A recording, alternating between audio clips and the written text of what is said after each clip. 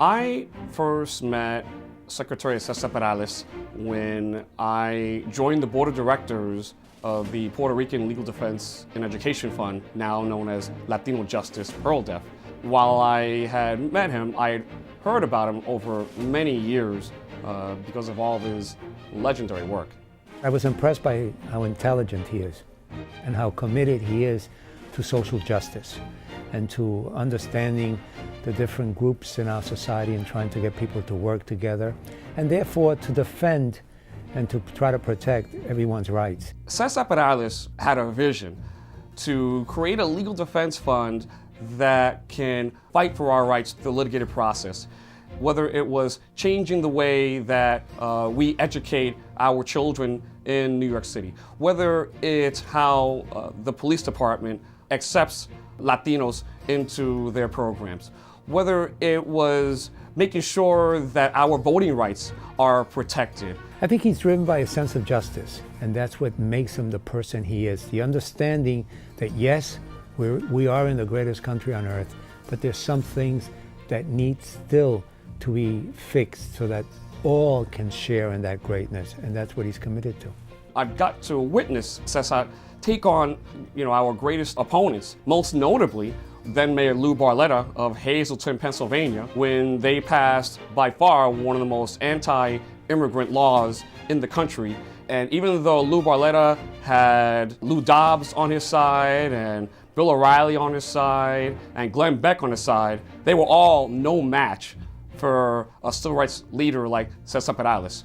I think Cesar has always been a bridge to many other communities. I think Cesar has been a person who fully understands the need for people to come together.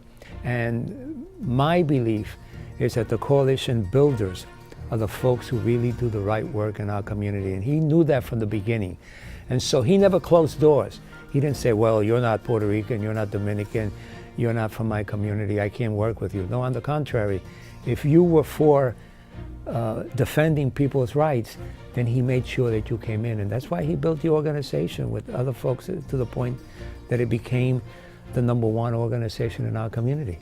Cesar Perales is a leader who is a true example of a lifetime achiever. He's been a public servant all of his life, including the times of being an assistant secretary under President Jimmy Carter, being a deputy mayor under David Dinkins.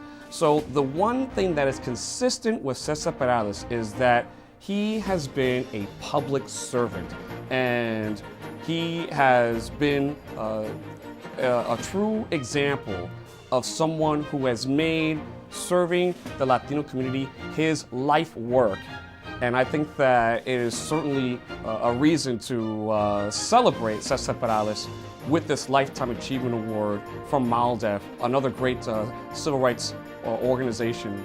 Well, as Secretary of State, he will both be a great ally for Governor Cuomo, and I commend Governor Cuomo for choosing him.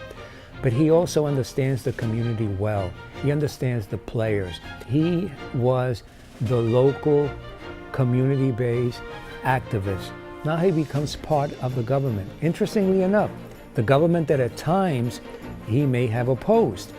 And so I think it is proper at this point to give him a Lifetime Achievement Award, because in the time he's been on this earth, he's accomplished more than some people ever accomplish.